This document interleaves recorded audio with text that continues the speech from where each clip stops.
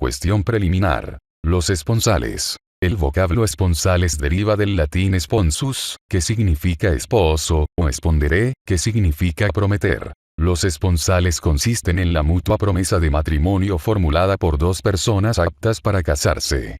Baldassarre considera que los esponsales es la obligación que se contrae entre el hombre y la mujer en una promesa para realizar la unión matrimonial, nupcias o bodas. Dicho autor precisa que el concepto básico del compromiso de los esponsales es el asentimiento de dos personas de distinto sexo, unidas por la voluntad en el consentimiento mutuo, para más tarde unirse en matrimonio legal.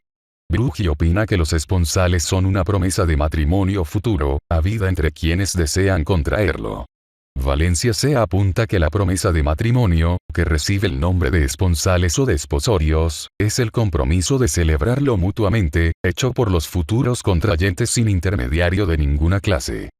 En derecho moderno se distingue claramente entre promesa de matrimonio o esponsales y matrimonio. En la promesa matrimonial, los futuros contrayentes prometen en el momento actual contraer matrimonio en fecha posterior, esponsalía de futuro, mientras que en el matrimonio los contrayentes expresan la voluntad de tomarse inmediatamente por marido y mujer, esponsalía de presenti. En Exergus, Kipp y Wolf dicen que, por esponsales se entiende tanto el convenio de futuro matrimonio, entre un hombre y una mujer como la relación producida por este convenio, el noviazgo. Tales autores agregan que los esponsales son un contrato de derecho, de obligaciones y de derecho de familia. Son contrato de derecho de obligaciones, promesas de matrimonio. Los prometidos se obligan a contraer matrimonio entre ellos. Sin embargo, este deber no engendra acción judicial y no puede reforzarse mediante pena convencional, pues la conclusión del matrimonio debe ser libre. Los esponsales determinan para cada una de las partes un deber subsidiario de indemnización si resuelve el contrato sin causa o si por su culpa da lugar a la resolución por la otra parte. A juicio de Rippert y Boulanger, se llama esponsales al compromiso que contraen dos personas entre sí para casarse más adelante. Para Lehmann, tienen lugar los esponsales en virtud de una declaración de voluntad emitida por dos personas de sexo distinto en el sentido de desear concluir matrimonio entre ellas, iniciando la situación de prometidos que justifique socialmente sus relaciones más íntimas. Albaladejo estima que los esponsales consisten en la promesa de futuro matrimonio, hecha y aceptada recíprocamente entre varón y mujer. Spincanovas apunta sobre la materia que, previamente a la celebración del matrimonio, los futuros contrayentes pueden prometerse recíprocamente en matrimonio. Esta recíproca promesa de futuro matrimonio recibe el nombre de esponsales. Los esponsales, asevera Pavón, es la promesa de matrimonio que se hacen los futuros contrayentes. Barbero estima que la promesa de matrimonio, comúnmente llamada compromiso, y antiguamente esponsales, despondeo igual a, prometo, es la declaración bilateral con que dos personas de distinto sexo se prometen recíprocamente contraer matrimonio, mentio et repromisio nuptiare in futurarum. El citado autor italiano añade que hoy, cualquiera que sea la intención de los promitentes, no produce obligación jurídica alguna de contraer matrimonio, ni de ejecutar lo que se hubiese convenido para el caso de incumplimiento. Lo cual si por una parte está justificado a fin de dejar a los futuros cónyuges plena libertad de deliberar hasta el instante en que se pronuncie irrevocablemente el sí sacramental, por otra, y precisamente por eso, avala nuestra tesis de que la promesa bilateral del matrimonio, a despecho de las apariencias, no es un negocio, sino un simple acto jurídico.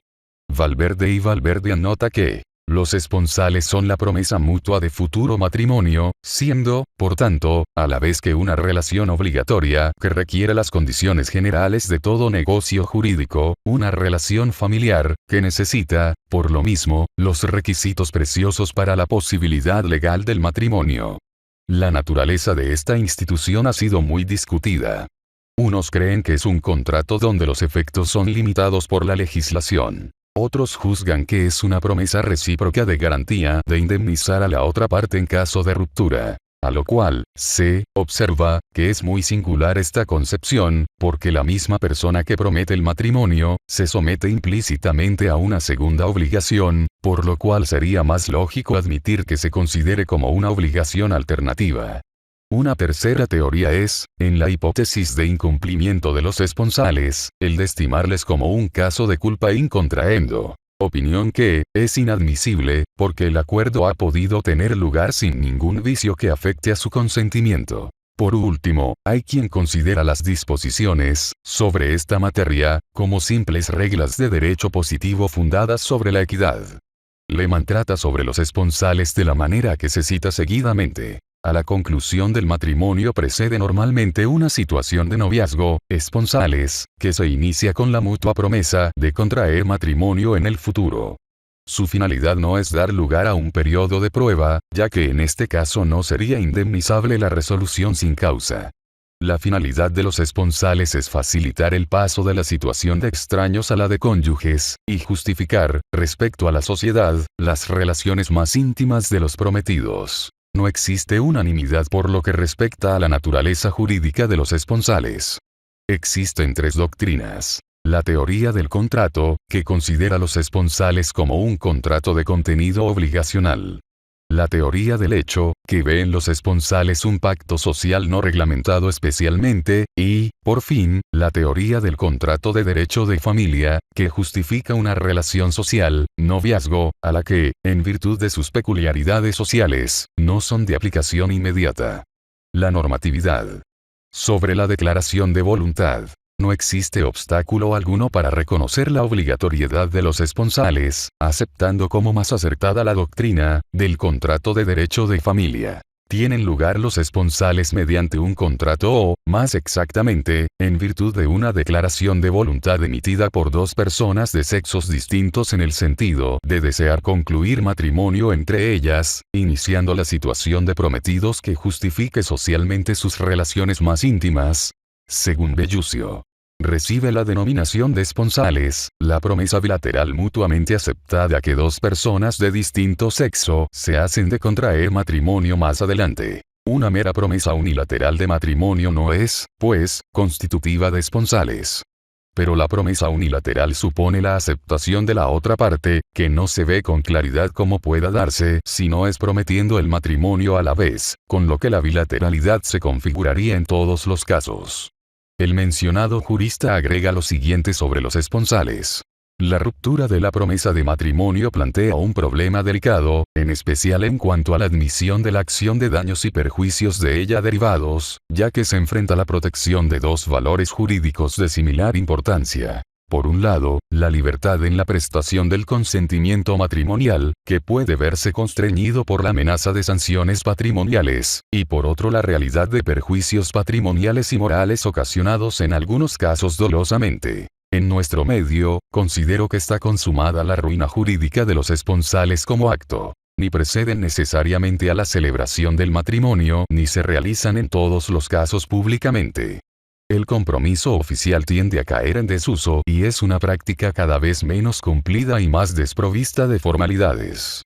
Pese a ello, es innegable que existe un estado de hecho prematrimonial, el noviazgo, y es más bien su ruptura arbitraria, el hecho de dar causa suficiente para la ruptura por la otra parte, o bien su utilización para burlarse de la buena fe de ésta, lo que puede ser fuente de perjuicios. Tales perjuicios derivan entonces de un hecho culpable o doloso, de un hecho ilícito en fin, mas no del incumplimiento de la promesa matrimonial. Dada la posible realidad de tales perjuicios, es excesiva la solución legal que veda totalmente acudir a la aplicación de los principios de la responsabilidad extracontractual o aquiliana. Por lo menos debería admitirse la indemnización de los daños materiales provocados por la ruptura dolosa del noviazgo o por la comisión de hechos también dolosos que justifiquen la ruptura de la otra parte. En cambio, no es aconsejable admitir la reparación en caso de simple culpa, en razón de los peligros que encierra la admisión con cierta latitud de acciones de este tipo. En cuanto al daño moral, no se lo excluye.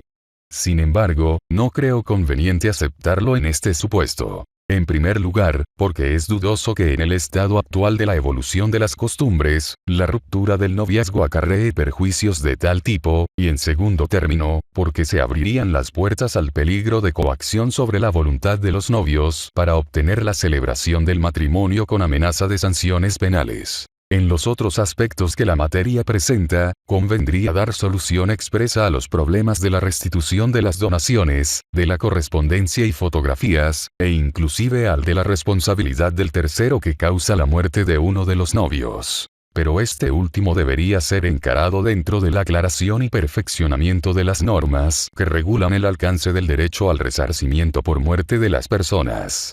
El Código Civil regula lo relativo a los esponsales en el capítulo primero, esponsales, del título primero, el matrimonio como acto, de la sección segunda, sociedad conyugal, del libro 3, derecho de familia, en los ars.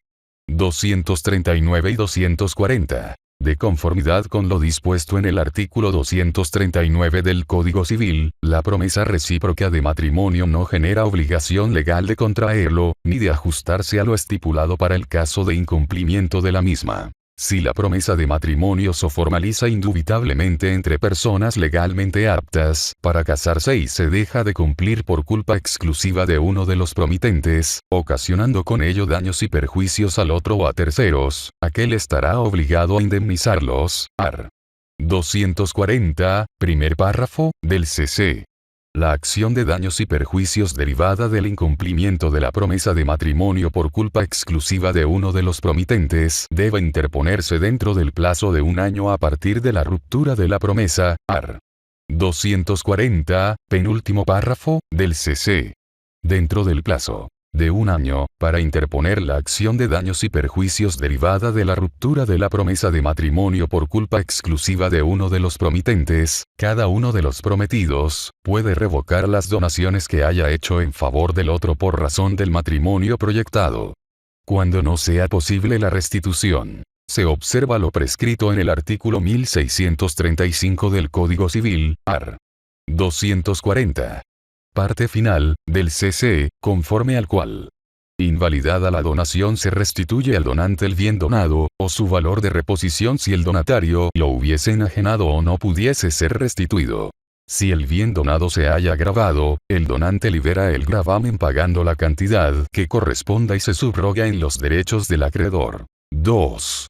Requisitos para contraer matrimonio. Ripert y Boulanger apuntan que las condiciones, requisitos, de fondo del matrimonio pueden clasificarse en la forma siguiente. 1. Las condiciones naturales de aptitud impuestas por la noción misma del matrimonio. 2. Las condiciones de moralidad que comportan necesariamente en la legislación una variabilidad relativamente grande. 3. Las condiciones relativas al estado de dependencia de los futuros esposos que, cuando son menores, necesitan obtener una autorización. Bellucio, acerca de los requisitos para contraer matrimonio, hace estas precisiones. Para que exista matrimonio válido y lícito, es necesaria la reunión de requisitos intrínsecos, o de fondo, y extrínsecos o de forma. Los requisitos intrínsecos son la diversidad de sexo de los contrayentes, la ausencia de impedimentos y el consentimiento de aquellos. Pero su falta no tiene en todos los casos iguales consecuencias.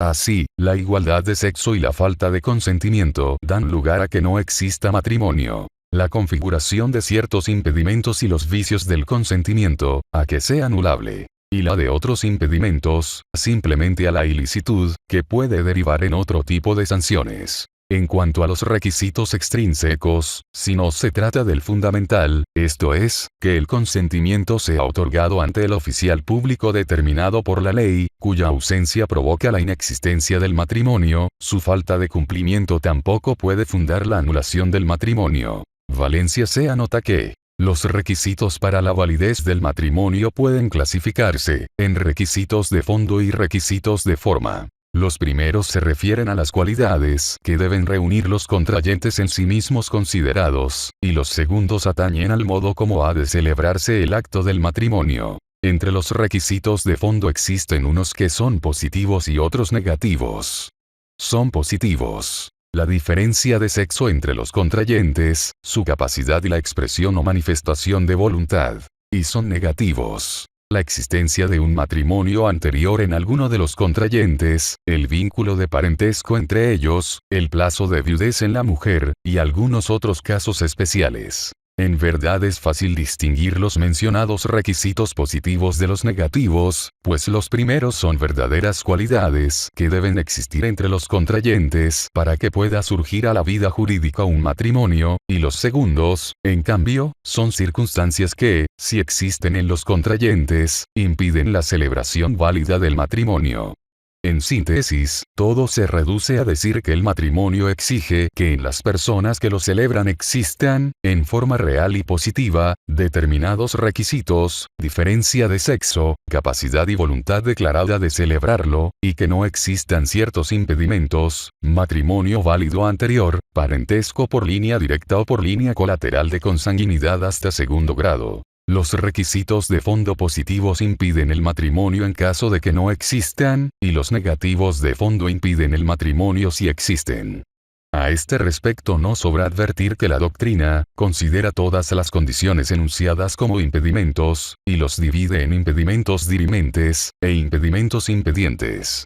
Los primeros se refieren a la validez del matrimonio, y si existiendo ellos éste llegare a celebrarse, quedará afectado de nulidad. Los segundos se oponen a la celebración del matrimonio, pero si éste se celebra, será válido. En cuanto a los requisitos de forma, es necesario distinguir entre los que se refieren al tiempo anterior del matrimonio y los que son coetáneos a su celebración. Barbero apunta que la doctrina parte de la distinción entre elementos exigidos para la existencia del matrimonio y elementos exigidos para su validez. A. Los elementos para la existencia, sin los cuales no viene a ella el matrimonio ni como relación ni como hecho, se indican en la diversidad de sexos de los contratantes, en la declaración recíproca del consentimiento y en la celebración ante el oficial del Estado civil. De aquí la consecuencia de que un matrimonio celebrado entre personas del mismo sexo, o sin la declaración de uno o de ambos contrayentes, o finalmente, sin la intervención del oficial del Estado civil, es inexistente. B. En los elementos para la validez se han solido comprender tanto las condiciones para ser admitidos a contraer, como la inmunidad de vicios, como el error y la violencia, en el acto de la formación del contrato mismo. Los requisitos para contraer matrimonio son objeto de regulación legal en el artículo 248 del Código Civil, numeral que prescribe lo siguiente. Quienes pretendan contraer matrimonio civil lo declararán oralmente o por escrito al alcalde provincial o distrital del domicilio de cualquiera de ellos. Acompañarán copia certificada de las partidas de nacimiento, la prueba del domicilio y el certificado médico, expedido en fecha no anterior a 30 días, que acredite que no están incursos en los impedimentos establecidos en el artículo 241, inciso 2, y 243, inciso 3, o si en el lugar no hubiere servicio médico oficial y gratuito, la declaración jurada de no tener tal impedimento.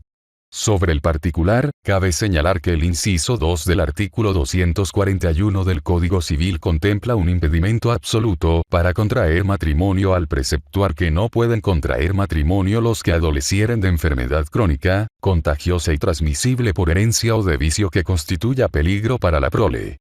Por su parte, el inciso 3 del artículo 243 del Código Civil prevé un impedimento especial para contraer matrimonio indicando a. Que no se permite el matrimonio de la viuda, en tanto no transcurran por lo menos 300 días de la muerte de su marido, salvo que diere a luz. B. Que esta disposición es aplicable a la mujer divorciada o cuyo matrimonio hubiera sido invalidado. C. Que se dispensa el plazo si la mujer acredita no hallarse embarazada, mediante certificado médico expedido por autoridad competente. De que la viuda que contravenga la prohibición contenida en el inciso 3 del artículo 243 del Código Civil pierde los bienes que hubiera recibido de su marido a título gratuito. E. Que no rige la prohibición para el caso del artículo 333, inciso 5, del Código Civil, o sea, para el caso de abandono injustificado de la casa conyugal por más de 2 años continuos, o cuando la duración sumada de los periodos de abandono exceda a este plazo, lo que constituye causal de separación de cuerpos y de divorcio. Y F que es de aplicación a los casos a que se refiere el inciso 3 del artículo 243 del Código Civil la presunción de paternidad respecto del nuevo marido. Acompañarán también en sus respectivos casos, la dispensa judicial de la impubertad, el instrumento en que conste el asentimiento de los padres o ascendientes o la licencia judicial supletoria, la dispensa del parentesco de consanguinidad colateral en tercer grado, copia certificada de la partida de defunción del cónyuge anterior o la sentencia de divorcio o de invalidación del matrimonio anterior, el certificado consular de soltería o viudez, y todos los demás documentos que fueren necesarios según las circunstancias. Cada pretendiente presentará, además, a 2 testigos mayores de edad que lo conozcan por lo menos desde 3 años antes, quienes depondrán, bajo juramento, acerca de si existe o no algún impedimento. Los mismos testigos pueden serlo de ambos pretendientes. Cuando la declaración sea oral se extenderá un acta que será firmada por el alcalde, los pretendientes, las personas que hubiesen prestado su consentimiento y los testigos. 3. Dispensa judicial para presentar documentos para contraer matrimonio. El juez de primera instancia, entiéndase juez de familia o, en su defecto, juez civil, puede dispensar a los pretendientes de presentar algunos documentos para contraer matrimonio, cuando sean de muy difícil o imposible obtención. Así lo faculta el artículo 249 del Código Civil. Conforme se desprende de la sexta disposición final del Código Procesal Civil, la dispensa judicial para presentar documentos para contraer matrimonio se sustancia en vía de proceso no contencioso, vía procedimental esta que, en líneas generales, tiene el siguiente trámite. Presentada la solicitud no contenciosa, el juez, al calificar la demanda, puede declarar su inadmisibilidad o improcedencia, ars. 551, primer párrafo, y 752 del CPC. Si el juez declara inadmisible la solicitud, concederá al solicitante 3 días para que subsane la omisión o defecto, bajo apercibimiento de archivar el expediente. Esta resolución es inimpugnable, ars. 551, segundo párrafo, y 752 del CPC. Si el juez declara improcedente la solicitud, ordenará la devolución de los anexos presentados, ars. 551, último párrafo, y 752 del CPC. En caso de declarar admisible la solicitud, fijará el juez fecha para la audiencia de actuación y declaración judicial, la que debe realizarse dentro de los 15 días siguientes, salvo lo dispuesto en el artículo 758 del Código Procesal Civil, referido a los plazos especiales de emplazamiento, art. 754, primer párrafo, del CPC. El emplazado con la solicitud puede formular contradicción dentro de 5 días de notificado con la resolución admisoria, anexando los medios probatorios, los que se actuarán en la audiencia de actuación y declaración judicial, art. 753 del CPC. Esta audiencia, conforme lo ordena el artículo 760 del Código Procesal Civil, se regula, supletoriamente, por lo dispuesto en el citado cuerpo de leyes para la audiencia de pruebas, ars. 202 al 211 del CPC. De haber contradicción, el juez ordenará la actuación de los medios probatorios que la sustentan. Luego, si se solicita, concederá al oponente o a su apoderado 5 minutos para que la sustenten oralmente, procediendo a continuación a resolverla. Excepcionalmente, puede reservar su decisión por un plazo que no excederá de 3 días contados desde la conclusión de la audiencia, art. 754, segundo párrafo, del CPC. Si no hubiera contradicción, el juez ordenará actuar los medios probatorios anexados a la solicitud, art. 754, tercer párrafo, del CPC. Concluido el trámite, ordenará la entrega de copia certificada de lo actuado al interesado, manteniéndose el original en el archivo del juzgado, o expedirá la resolución que corresponda, si es el caso, siendo esta inimpugnable, art. 754, parte final, del CPC. Las resoluciones finales que requieran inscribirse, se ejecutarán mediante oficio o partes firmados por el juez, según corresponda, art. 762 del CPC. La resolución que resuelve la contradicción es apelable solo durante la audiencia. La que la declara fundada es apelable con efecto suspensivo, y la que la declara infundada, lo es sin efecto suspensivo y con la calidad de diferida, siendo aquí aplicable el trámite señalado en el art. 369 del CPC, que norma lo concerniente a la apelación diferida. Art. 757 del CPC. Si la contradicción hubiera sido resuelta fuera de la audiencia, es apelable dentro del tercer día de notificada. Art. 755, primer párrafo, del CPC.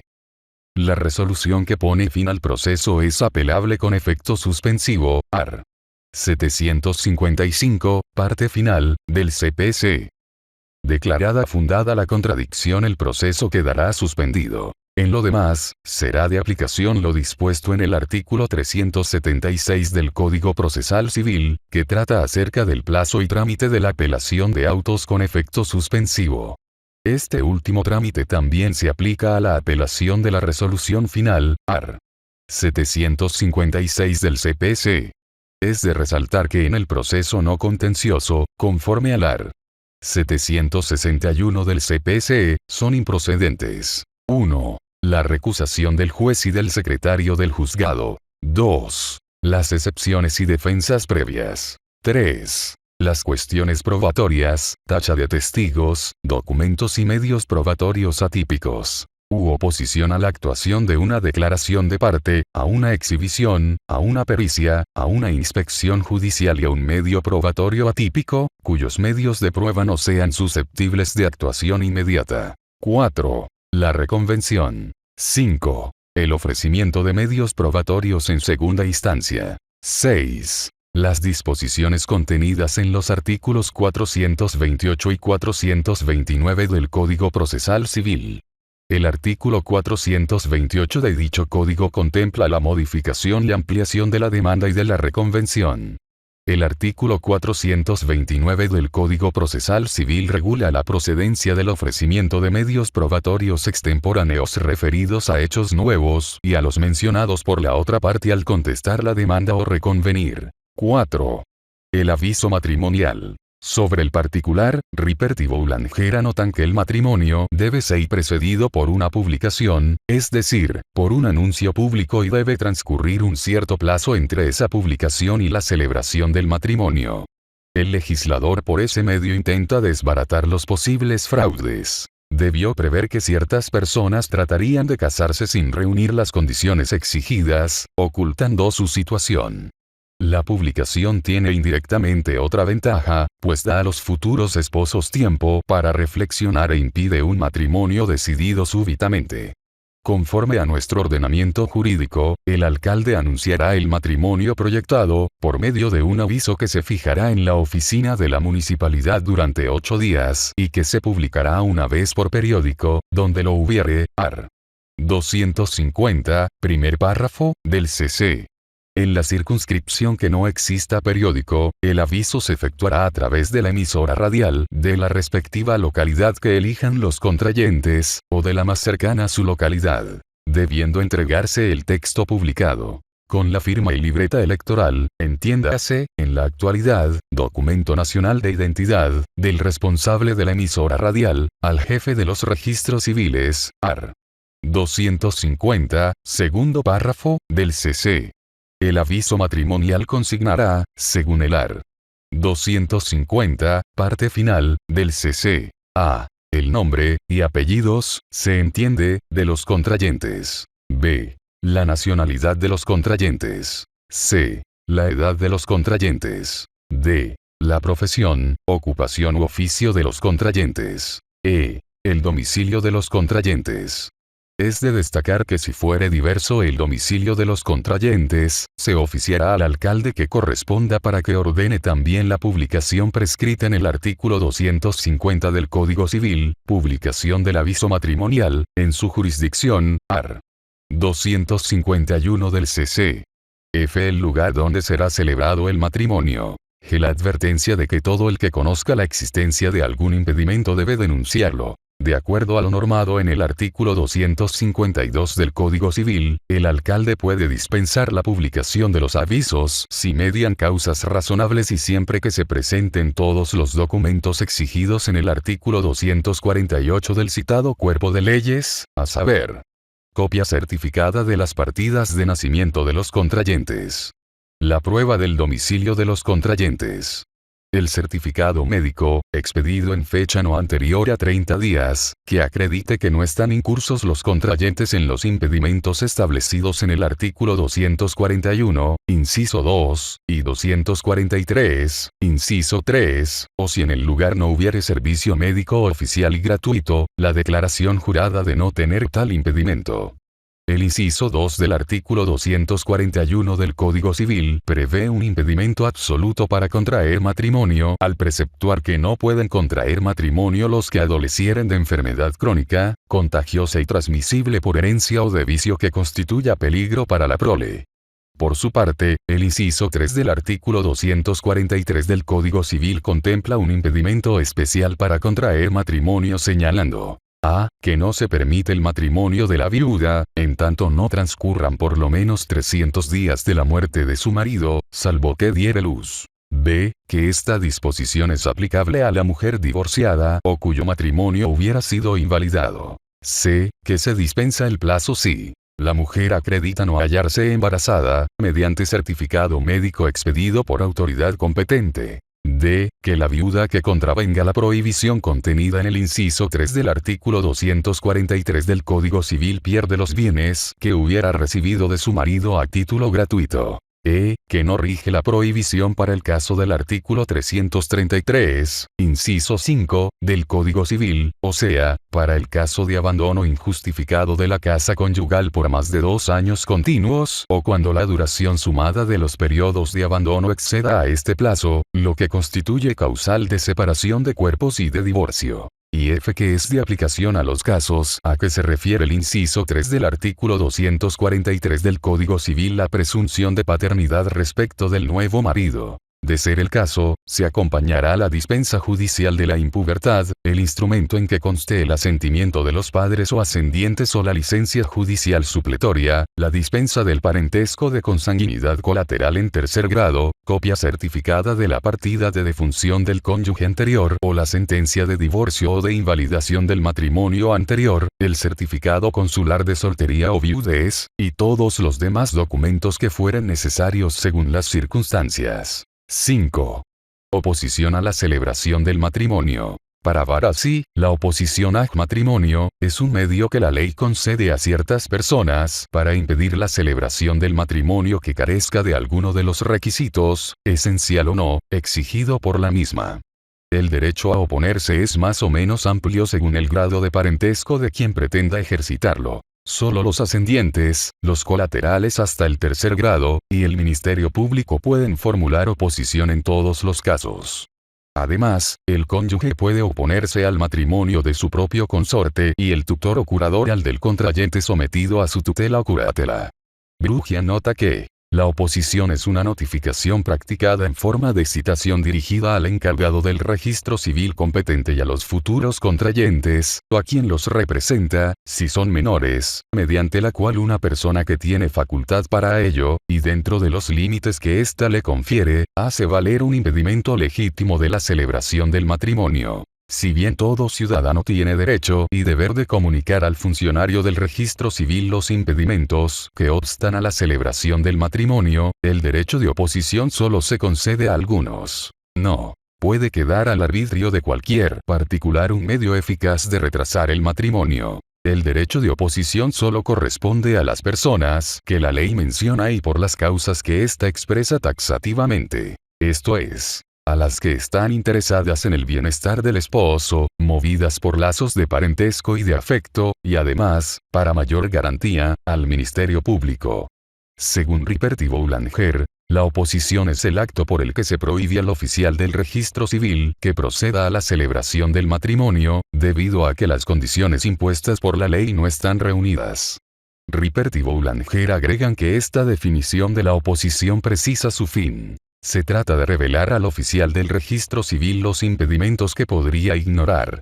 Pero la oposición pierde necesariamente toda justificación, si no se denuncia un impedimento.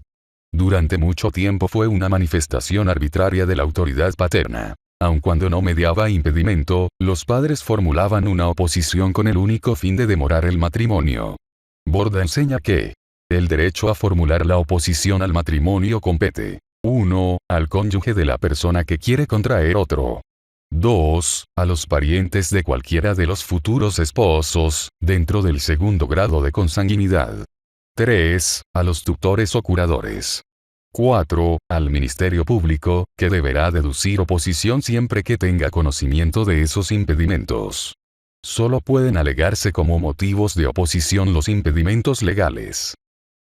La oposición se hará verbalmente o por escrito, expresando 1. El nombre, apellido, edad, estado, profesión y domicilio del oponente.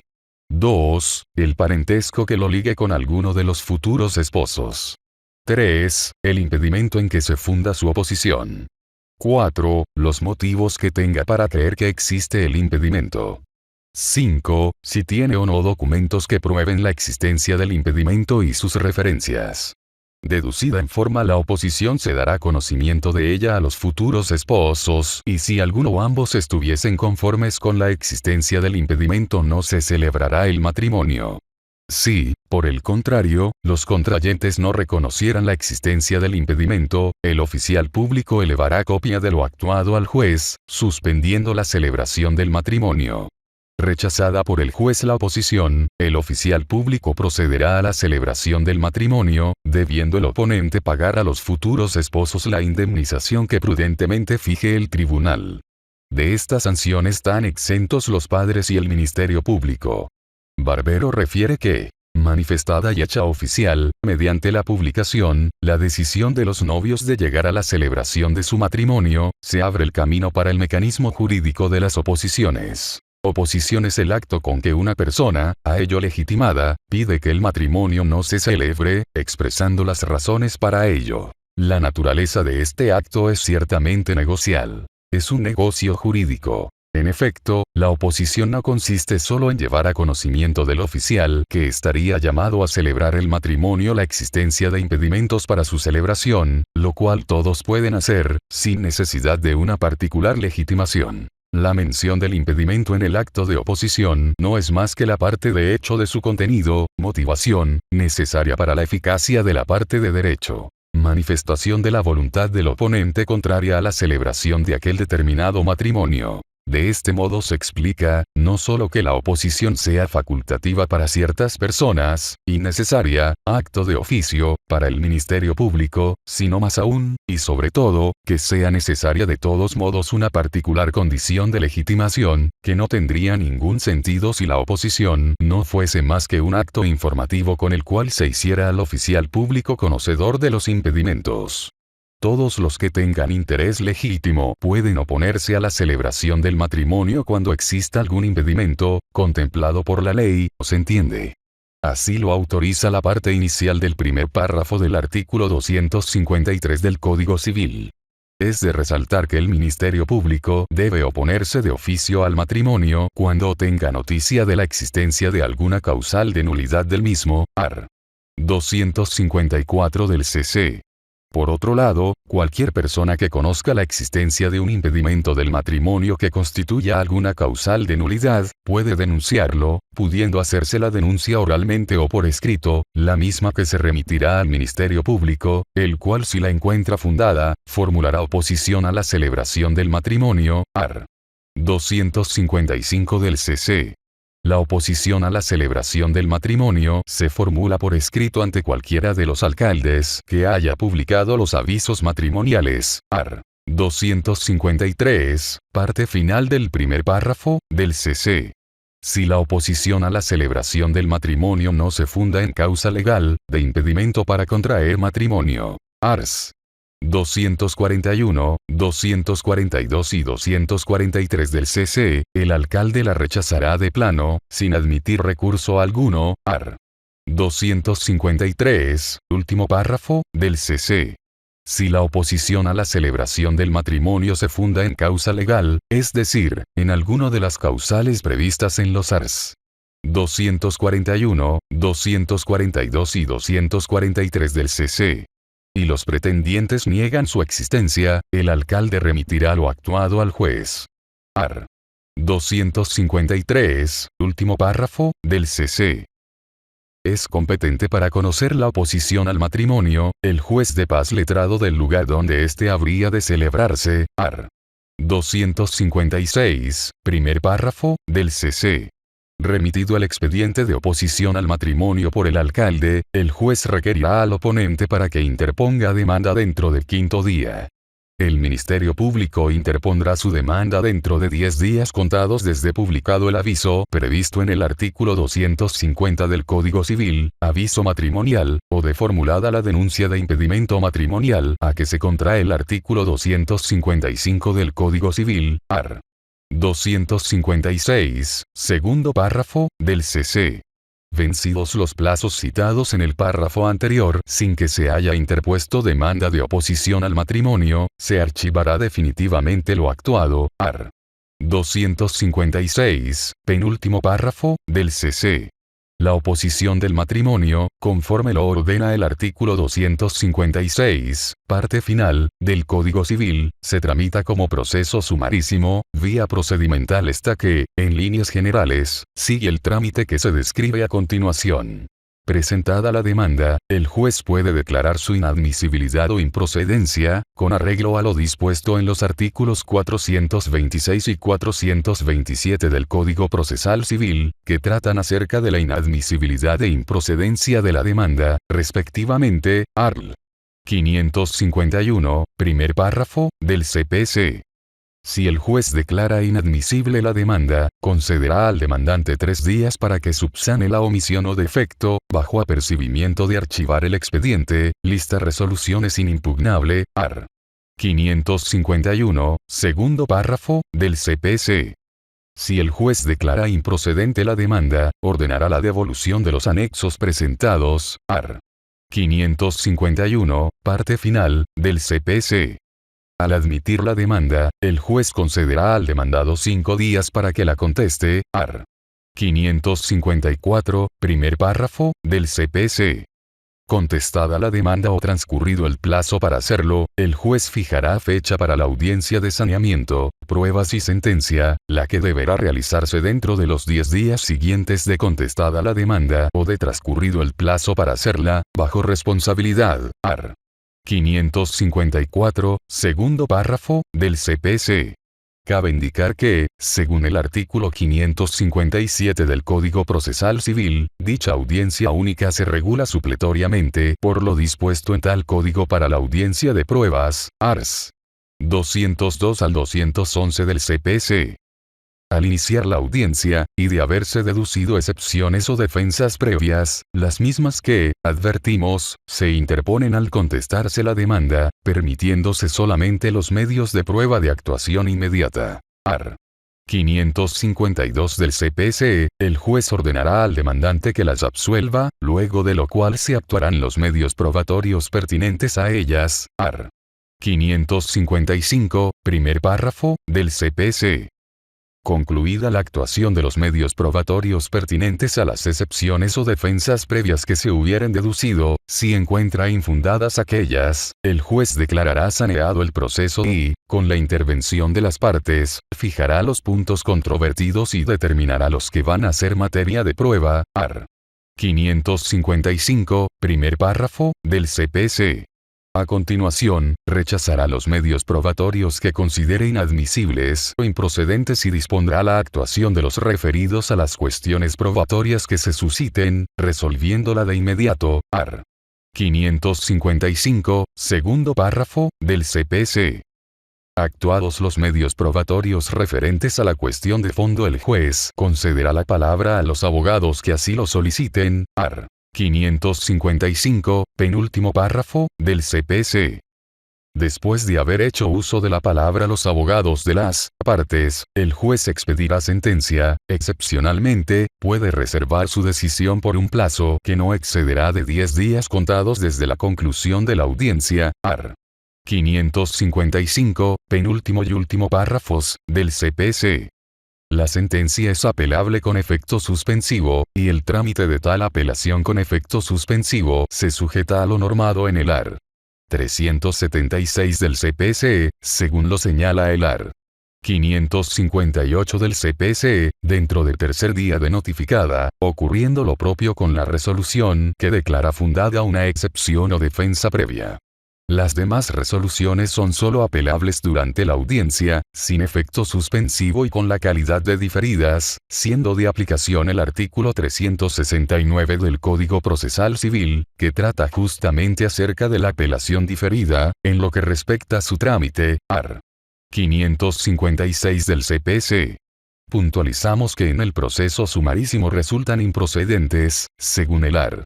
559 del CPC. 1. La reconvención. 2. Los informes sobre hechos. 3. El ofrecimiento de medios probatorios en segunda instancia. 4. Las disposiciones contenidas en los artículos 428, 429 y 440 del Código Procesal Civil. El artículo 428 de dicho código versa sobre la modificación y ampliación de la demanda y de la reconvención. En cambio, el artículo 429 del Código Procesal Civil regula la procedencia del ofrecimiento de medios de prueba extemporáneos referidos a hechos nuevos y a los mencionados por la otra parte al contestar la demanda o reconvenir. Por último, el artículo 440 del Código Procesal Civil contempla la procedencia del ofrecimiento de medios de prueba referidos a hechos no invocados en la demanda o en la reconvención. No podemos dejar de mencionar que si se declara infundada la oposición al matrimonio, quien la formuló queda sujeto al pago de la respectiva indemnización de daños y perjuicios. Los ascendientes y el Ministerio Público, dicho sea de paso, están exonerados de esta responsabilidad. Si la denuncia, de la existencia de impedimento matrimonial, hubiera sido maliciosa, es igualmente responsable quien la formula. En ambos casos, la indemnización la fija prudencialmente el juez, teniendo en cuenta el daño moral. Ello se colige del texto del artículo 257 del Código Civil. 6. Declaración de capacidad de los contrayentes transcurrido el plazo señalado para la publicación de los avisos matrimoniales, 8 días. Art. 250 del CC, sin que se haya producido oposición al matrimonio o desestimada esta, y no teniendo el alcalde noticia de ningún impedimento, declarará la capacidad de los pretendientes y que pueden contraer matrimonio dentro de los 4 meses siguientes. Art. 258 primer párrafo, DCLCC. Si el alcalde tuviese noticia de algún impedimento o si de los documentos presentados y de la información producida no resulta acreditada la capacidad de los pretendientes, remitirá lo actuado al juez, quien, con citación del Ministerio Público, resolverá lo conveniente, en el plazo de 3 días. Art. 258 segundo párrafo, DCLCC. 7. Formalidades de la celebración del matrimonio. Díaz de Piada afirma que la sola formalidad, de acto matrimonial, exigida con carácter de solemnidad, es la presencia de los contrayentes ante el oficial encargado del registro civil y la expresión del consentimiento. Las características del acto son a saber, público y solemne. La participación de los testigos en el acto asegura la publicidad, pues ellos cumplan la función de acreditar que el mismo se ha celebrado ante ellos y en forma subsidiaria la identidad de los contrayentes. Pero dichas funciones no hacen a la esencia del acto en sí mismo. Las formalidades de la celebración del matrimonio se encuentran normadas en el artículo 259 del Código Civil, que prescribe que el matrimonio se celebra en la municipalidad, aunque el alcalde puede, excepcionalmente, celebrar el matrimonio fuera del local de la municipalidad. Art. 265 del CC, públicamente, ante el alcalde que ha recibido la declaración, compareciendo los contrayentes en presencia de 2 testigos mayores de edad y vecinos del lugar. El alcalde, después de leer los artículos 287, 288, 289, 290, 418 y 419 del Código Civil, preguntará a cada uno de los pretendientes si persisten en su voluntad de celebrar el matrimonio y respondiendo ambos afirmativamente, extenderá el acta de casamiento, la que será firmada por el alcalde, los contrayentes y los testigos. Los numerales a que hace referencia el artículo 259 del Código Civil, citado en el párrafo anterior, preceptúan lo siguiente. Artículo 287. Los cónyuges se obligan mutuamente por el hecho del matrimonio a alimentar y educar a sus hijos. Artículo 288. Los cónyuges se deben recíprocamente fidelidad y asistencia. Artículo 289. Es deber de ambos cónyuges hacer vida común en el domicilio conyugal. El juez puede suspender este deber cuando su cumplimiento ponga en grave peligro la vida, la salud o el honor de cualquiera de los cónyuges o la actividad económica de la que depende el sostenimiento de la familia. Artículo 290. Ambos cónyuges tienen el deber y el derecho de participar en el gobierno del hogar y de cooperar al mejor desenvolvimiento del mismo. A ambos compete, igualmente, fijar y mudar el domicilio conyugal y decidir las cuestiones referentes a la economía del hogar. Artículo 418. Por la patria potestad los padres tienen el deber y el derecho de cuidar de la persona y bienes de sus hijos menores. Artículo 419. La patria potestad se ejerce conjuntamente por el padre y la madre durante el matrimonio, correspondiendo a ambos la representación legal del hijo. En caso de disentimiento, resuelve el juez del niño y adolescente, juez de familia en la actualidad, conforme al proceso sumarísimo. 8. Delegación de la facultad para celebrar el matrimonio. Según el artículo 260 del Código Civil, el alcalde puede delegar, por escrito, la facultad de celebrar el matrimonio a otros regidores, a los funcionarios municipales, a los directores o jefes de hospitales o establecimientos análogos, al párroco o el ordinario del lugar. En este caso, el párroco o el ordinario remitirá dentro de un plazo no mayor de 48 horas el certificado del matrimonio a la oficina del registro del estado civil respectivo. 9. Celebración del matrimonio ante alcalde de otro concejo municipal. El matrimonio puede celebrarse ante el alcalde de otro concejo municipal, mediante autorización escrita del alcalde competente. Así lo determina el artículo 261 del Código Civil. 10. Celebración del matrimonio en comunidades campesinas y nativas. El matrimonio civil puede tramitarse y celebrarse también en las comunidades campesinas y nativas, ante un comité especial constituido por la autoridad educativa e integrado por los dos directivos de mayor jerarquía de la respectiva comunidad. La presidencia del comité recae en uno de los directivos de mayor jerarquía de la comunidad. Ello de conformidad con lo dispuesto en el artículo 262 del Código Civil. 11. Celebración del matrimonio por el jefe del registro civil. De acuerdo a lo normado en el artículo 263 del Código Civil, en las capitales de provincias donde el registro del Estado civil estuviese a cargo de funcionarios especiales, el jefe de aquel ejerce las atribuciones conferidas los alcaldes por este título. 12. Matrimonio por representación. El matrimonio puede contraerse por apoderado especialmente autorizado por escritura pública, con identificación de la persona con quien ha de celebrarse, bajo sanción de nulidad. Es indispensable la presencia de esta última en el acto de la celebración, art. 264, primer párrafo, del CC. Al respecto, Guillermo Díaz señala que se otorgará mandato especial, exclusivo para la celebración del matrimonio, con expresa e inequívoca designación de la persona del otro contrayente.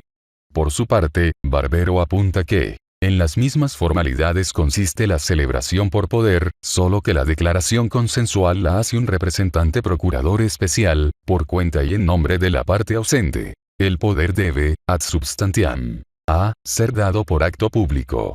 B. Contener la indicación de la persona con quien ha de contraerse el matrimonio. El matrimonio es nulo si el poder dante revoca el poder para contraer matrimonio o deviene incapaz antes de la celebración del mismo, aun cuando el apoderado ignore tales hechos. Para que surte efecto la revocatoria del poder para contraer matrimonio por apoderado, debe notificarse al apoderado y al otro contrayente, art. 264, penúltimo párrafo, del CC. El poder para contraer matrimonio por apoderado caduca a los 6 meses de otorgado, art. 264, parte final, del CC. 13. Matrimonio por inminente peligro de muerte. Valencia Sea enseña que el matrimonio en estado de necesidad es aquel que es preciso celebrar urgentemente, dado el peligro de muerte que amenaza a uno o a ambos de los que desean casarse. Esta clase de matrimonio exige dos supuestos. estado de concubinato o de mera unión libre entre el hombre y la mujer, y peligro de muerte para ambos concubinos o para uno de ellos, junto con el deseo mutuo de regularizar su situación mediante matrimonio. Aunque, no, se exige expresamente el primer supuesto, no obstante es preciso considerarlo como existente, pues sirve para explicar el matrimonio en estado de necesidad.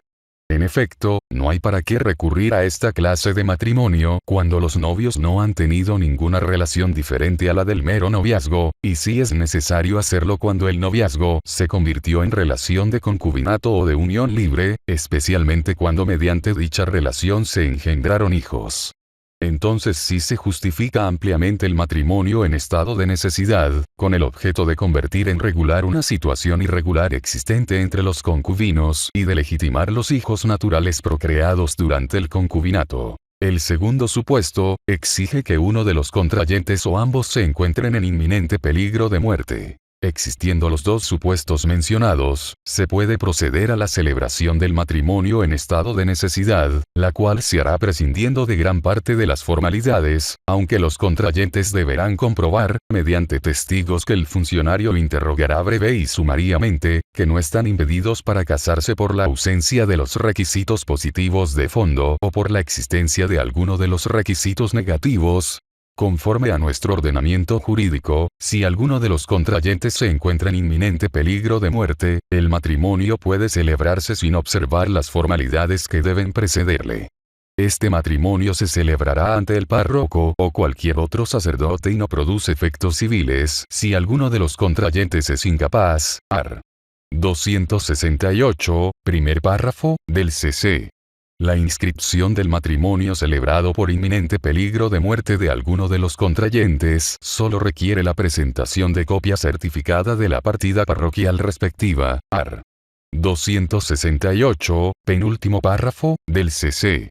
Dicha inscripción, sobreviva o no quien se encontraba en peligro de muerte, debe efectuarse dentro del año siguiente de celebrado el matrimonio, bajo sanción de nulidad. Art. 268, parte final, del CC. 14. Gratuidad de las diligencias matrimoniales. En aplicación del artículo 266 del Código Civil, ninguno de los funcionarios o servidores públicos que intervienen en la tramitación y celebración del matrimonio cobrará derecho alguno. El infractor del artículo 266 del Código Civil, citado precedentemente, sufrirá destitución del cargo, sin perjuicio de la responsabilidad penal correspondiente. Así lo establece el artículo 267 DCL referido Código Sustantivo. Capítulo 5. Prueba del matrimonio. 1. Prueba del matrimonio. Quien quiera extraer una consecuencia jurídica de la existencia de un matrimonio, debe comenzar por demostrar su celebración. Si no llega a obtener esta prueba, el matrimonio no probado, aunque haya sido realmente celebrado, no producirá efecto. Pavón nos informa que, se establece, como medio de prueba del matrimonio, el acta o su copia auténtica, lo que se explica, puesto que una u otra justifica la realización de acuerdo con las formalidades exigidas por el legislador y, por lo mismo, representa su exactitud no solamente en cuanto a las solemnidades, sino también en lo que se refiere a las condiciones que deben reunir los libros del registro. Según Barbero, redactada inmediatamente después de la celebración y transcrita en los registros de el Estado Civil, el acta de matrimonio hace plena prueba de haberse realizado la celebración, y es normalmente necesaria para hacer valer en caso de controversia la cualidad de cónyuge y los demás efectos del matrimonio. Ni siquiera la posesión de Estado, aunque sea alegada por los dos cónyuges, dispensa de presentar el acta de matrimonio, pero unido a esta sana su eventual defecto de forma. Brugia apunta que nadie podrá reclamar el título de cónyuge y los efectos civiles del matrimonio si no presenta el acta de su celebración certificada por el registro civil. Con ella se tiene prueba plena del matrimonio, salvo querella de falsedad. Habría que impugnar lo que el funcionario público atestigua como efectuado en su presencia. Esta regla rigurosa de la prueba está sometida a una necesaria excepción para el caso en que no se lleven los libros del registro, o hayan sido destruidos o extraviados en todo o en parte, o presenten interrupción. En tales casos la prueba del matrimonio podrá hacerse por documentos o por testigos, salvo que la falta, destrucción, extravío o interrupción se deban al dolo del solicitante. La posesión de Estado, aunque la aleguen ambos cónyuges, no dispensa de presentar el acta de celebración del matrimonio. Pero cuando esa posesión concuerda con el acta, queda sanado todo defecto de forma. Lo concerniente a la prueba del matrimonio se halla previsto en el capítulo 4, prueba del matrimonio, del título 1, el matrimonio como acto, de la sección 2, sociedad conyugal, del libro 3, derecho de familia, en los ars. 269 al 273. Al respecto, el artículo 269 del Código Civil establece claramente que, para reclamar los efectos civiles del matrimonio debe presentarse copia certificada de la partida del registro del Estado civil.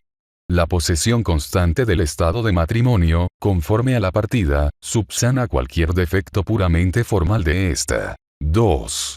Pruebas supletorias del matrimonio. A tenor del artículo 270 del Código Civil, numeral que versa acerca de las pruebas supletorias de SL matrimonio, comprobada la falta o pérdida del registro del acta correspondiente, acta de matrimonio, es admisible cualquier otro medio de prueba. Sobre el particular, Gowland hace estas observaciones. C. Establece claramente la necesidad de probar la imposibilidad de presentar la prueba ordinaria, acta de matrimonio, testimonio, copia, certificado o libreta, para abrir el camino a la prueba extraordinaria. C. Permite que la mencionada imposibilidad sea acreditada simultáneamente. Una vez justificada la imposibilidad, C. Permite la prueba por otros medios, expresión suficientemente amplia para abarcar todo género de pruebas. En doctrina se ha distinguido entre pruebas directas e indirectas. Las primeras tienden a acreditar específicamente la celebración del acto jurídico matrimonial, es el caso de los testigos presenciales, las fotografías, entre otras. En cambio las pruebas indirectas son las que se refieren a hechos de los cuales pueda inferirse la existencia del matrimonio, o que aporten elementos de los cuales pueda extraerse la conclusión de que el acto tuvo lugar, es el caso de los documentos de los cuales surja el estado civil, o las declaraciones de testigos que dicen haber visto esos documentos. En suma, sea la prueba directa o indirecta, siempre el objeto será probar que la celebración tuvo lugar, y será materia de apreciación judicial decidir si una, otra, o ambas son suficientes para tener por probada la mencionada celebración. Para Barbero, solo en el caso de destrucción o extravío de los registros del Estado civil, la prueba de la celebración puede ser dada con todo medio. En cambio, cuando haya indicios de que el acta de matrimonio no ha sido inscrita en los registros del Estado civil por dolo o culpa del oficial o por fuerza mayor, entonces la prueba con medios distintos del acta de matrimonio se concede solo si resulta indudablemente una conforme posesión de Estado. 3. La sentencia penal como prueba del matrimonio. Lo relativo a la sentencia penal como prueba del matrimonio es objeto de regulación legal en el artículo 271 del Código Civil, conforme al cual si la prueba del matrimonio resulta de un proceso penal, la inscripción de la sentencia en el registro del Estado civil tiene la misma fuerza probatoria que la partida de matrimonio. 4. La posesión constante del estado de casados como prueba del matrimonio. Pavón anota que, la posesión de Estado es un medio de prueba. La posesión de Estado representa la justificación de que el hombre y la mujer que se dicen casados, deben ser considerados como tales por la sociedad en que actúan, que así lo consideran, igual como entre los parientes de ellos, que en ese carácter son mirados por todas las personas, que en todos sus actos y en todo instante han procedido como verdaderos cónyuges, que la mujer lleva el apellido del presunto esposo, etc. Todo esto debe demostrarse y, por lo mismo, la posesión de Estado no es sino un medio de prueba. Sobre el particular, Gowland manifiesta lo siguiente. Título. Es la causa jurídica, el vínculo legalmente constituido, en virtud del cual una persona goza de determinado estado o posición en una familia. Precisamente, gozar de dicho estado sin el correspondiente título, es lo que constituye la posesión de estado en su acepción más usual, pues así como el titular del dominio goza de la posesión de la rosa, disfrute que también tiene el simple poseedor animus domini, del mismo modo, el que tiene título de estado de familia tiene también la posesión de ese estado, disfrute que el poseedor de estado de familia tiene con prescindencia del título. Dicho autor agrega que la posesión de estado es un hecho, que una vez probado, acredita que un hombre y una mujer vivieron como esposos, hicieron vida de casados, pero no prueba que el matrimonio se haya celebrado. Por eso no es prueba bastante, ni siquiera indirecta. Ello no quiere decir que carezca por completo de efectos en este campo y en otros. De hecho es una excelente prueba corroborante de otros elementos de mayor o menor convicción que puedan haber arrimado las partes. Rippert y Boulanger señalan al respecto lo siguiente. La posesión de estado de esposos legítimos es el hecho, para un hombre y una mujer que viven juntos, de pasar por casados a los ojos de quienes los conocen. En general, la apariencia está de acuerdo con el derecho. Ordinariamente, quienes pasan por estar casados lo están realmente. Pero a veces sucede lo contrario. Hay uniones irregulares de las que nadie sospecha su irregularidad. La posesión del estado de esposos legítimos, a menudo es engañadora. Siempre es obra de los interesados. Es porque se presentaron y se comportaron como esposos legítimos que el público los tiene por tales. Si la posesión de estado no tiene por sí sola fuerza para probar el matrimonio, puede sin embargo ayudar corroborando una prueba incompleta. Puede ocurrir que se presente el acta del registro civil pero que sea irregular y que, en consecuencia, no pueda servir de prueba decisiva. La ley decide entonces que si los esposos vivieron como marido y mujer, la posesión de estado cubre los vicios del título. En un caso particular el efecto probatorio acordado a la posesión de estado, es aún mucho más considerable. Dispensa totalmente de toda otra prueba y hace admitir por sí sola la existencia del matrimonio. Pero esta fuerza probatoria solo le es reconocida, a favor de los hijos. Los hijos a menudo tienen necesidad de probar su calidad de hijos legítimos. Ahora bien, solo pueden ser legítimos si su padre y su madre estaban casados. Para establecer su propia legitimidad, deberán por lo tanto comenzar por probar el matrimonio de sus padres.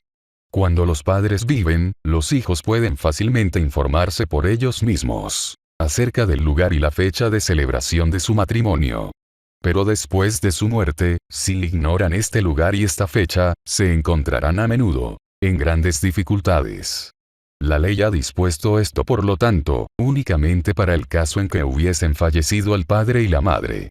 La posesión constante del estado de casados de los padres, constituye uno de los medios de prueba del matrimonio, si hubiesen muerto o se hallasen en la imposibilidad de expresarse o de proporcionar información.